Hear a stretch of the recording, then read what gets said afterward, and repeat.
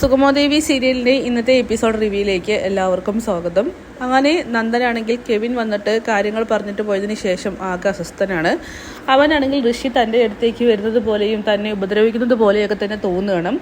ഋഷി ചോദിക്കുന്നുണ്ട്, നീ എന്തിനാടാ എന്നെ കൊന്നത്? നീ നിൻ്റെ അമ്മയും കൂടിയിട്ട് നശിപ്പിച്ചത് എൻ്റെ ജീവിതമാണ്. എൻ്റെ ലീനയെ ആദ്യം കൊന്നു, എന്നെ ജീവശവമാക്കി കടത്തി, ഇപ്പോഴിതാ നീ എന്നെ കൊന്നിരിക്കുന്നു. എന്തായാലും ഈ ഒരു കാര്യങ്ങൾ കണ്ടുകൊണ്ടാണ് നമ്മുടെ ദേവിക അങ്ങോട്ട് വരുന്നത്. ദേവികയാണെങ്കിൽ നന്ദു ഇങ്ങനെ ഒറ്റയ്ക്ക് നിന്ന് കാണിക്കുന്നതൊക്കെ കണ്ട് ആകെ പേടിക്കുകയാണ്. അവൾ പറയുന്നുണ്ട്, നന്ദു എന്ത് പറ്റി? അങ്ങനെ ദേവിക തന്നെ കൊല്ലാൻ എന്താണെന്നൊക്കെ പറഞ്ഞ് നന്ദു ആണെങ്കിൽ ബഹളം വയ്ക്കുന്നുണ്ട്. ഈ സമയം സിദ്ധാർത്ഥനും പ്രഭാവതിയും ഇടപെടുകയാണ്. എന്തായാലും നന്ദന് കടുത്ത എന്തോ ഒരു മാനസിക സംഘർഷമുണ്ടെന്ന് എല്ലാവരും മനസ്സിലാക്കുന്നുണ്ട്. ഇതൊക്കെ അറിയുന്ന രജനിയാവട്ടെ പതിവ് പോലെ തന്നെ ദേവികയെ കുറ്റപ്പെടുത്താനായിട്ട് പറക്കുന്നില്ല. ഗിരിയോട് പറയുകയാണ്, അവൾക്ക് എൻ്റെ അനിയനെ നോക്കാനായിട്ട് സമയമില്ല. അവൾ MLA ആയപ്പോൾ പുതിയ പദവിയും മറ്റും ആസ്വദിച്ചുകൊണ്ടിരിക്കുകയാണ്.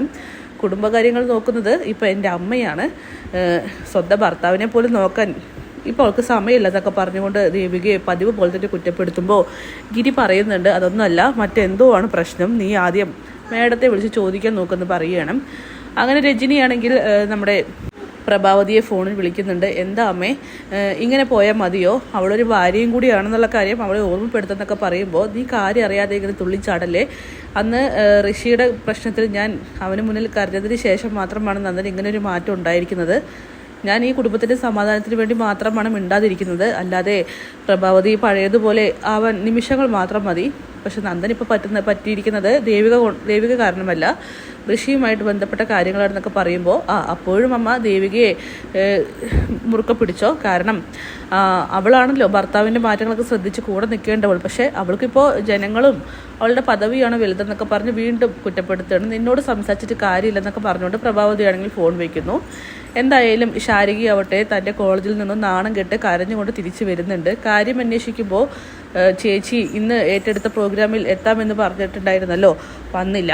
എന്നെ എല്ലാവരും കളിയാക്കി, നാണം കെട്ടു ഞാൻ. ഇനി എനിക്ക് ആ കോളേജിൽ ഒരു വിലയും ഉണ്ടാവില്ല. ചേച്ചിയെ ഞാൻ കൂടി ചേർന്നിട്ടാണ് MLA ആക്കിയത്. എൻ്റെ ഒരു കൈ കൂടി ഉണ്ടെന്നൊക്കെ പറഞ്ഞ് ശാരികയാണെങ്കിൽ ബഹളം വെച്ചുകൊണ്ടിരിക്കുകയാണ്. ഇങ്ങനെയൊരു സഹോദരിയുണ്ടോ? ഇത് നോക്ക്, ലോകത്തിലെ ആദ്യത്തെ MLA എന്നല്ലല്ലോ ഈ പറയുന്ന ദേവിക എന്നൊക്കെ പറഞ്ഞുകൊണ്ട് ആകെ ബഹളം വെക്കുകയാണ്. മോളെ നീ എന്തിനാ എങ്ങനെ ബഹളം വെക്കുന്നത്? ഇതേ നോക്ക്, അവളുടെ അവസ്ഥ എന്താണെന്ന് നമുക്കറിയില്ലല്ലോ, ഒന്ന് വിളിച്ചു നോക്കാം. വിളിച്ചോ, സംസാരിച്ചു. പക്ഷെ ചേച്ചി ഞാൻ തമ്മിൽ ഇനി യാതൊരു ബന്ധമില്ലെന്നൊക്കെ പറഞ്ഞ് ശാരിക വീണ്ടും ബഹളം വെച്ചുകൊണ്ടിരിക്കുകയാണ്. അങ്ങനെ മാധവനാണെങ്കിൽ വിളിച്ച് കാര്യങ്ങളൊക്കെ ചോദിക്കുന്നുണ്ട്. അങ്ങനെ ദേവിക ഇവിടെയുള്ള കാര്യങ്ങളൊക്കെ പറയുകയാണ്. ശാരികയുടെ നിലപാട് കൂടി അറിയുമ്പോൾ ദേവികയാണെങ്കിൽ ആകെ തകർന്നു പോകുന്നു. കാരണം നന്ദനെക്കുറിച്ച് ആലോചിച്ച് തന്നെ അവളാണെങ്കിൽ ആകെ അസ്വസ്ഥതയിൽ പോയിക്കൊണ്ടിരിക്കുകയാണ്. എന്തായാലും സിദ്ധാർത്ഥനാണെങ്കിൽ ഈ പ്രശ്നം ഇങ്ങനെ വിട്ടാൽ ശരിയാവില്ല എന്ന് പറഞ്ഞുകൊണ്ട് പ്രഭാവതിയുമായിട്ട് സംസാരിക്കുന്നുണ്ട്. ഋഷി ഇപ്പോൾ മിസ്സിംഗ് ആണ്. അവനിപ്പോൾ എവിടെയുണ്ടെന്ന് പോലും ആർക്കും അറിയില്ല. അരുന്ധതി എന്തായാലും നമുക്ക് നേരെ തന്നെ ആയിരിക്കും വിരൽ ചൂണ്ടുക. അതിനു മുന്നായി തന്നെ നന്ദൻ്റെ പ്രശ്നം നമുക്ക് പരിഹരിക്കണം. നന്ദനിപ്പോൾ ഋഷിയാണ് കാണേണ്ടത്.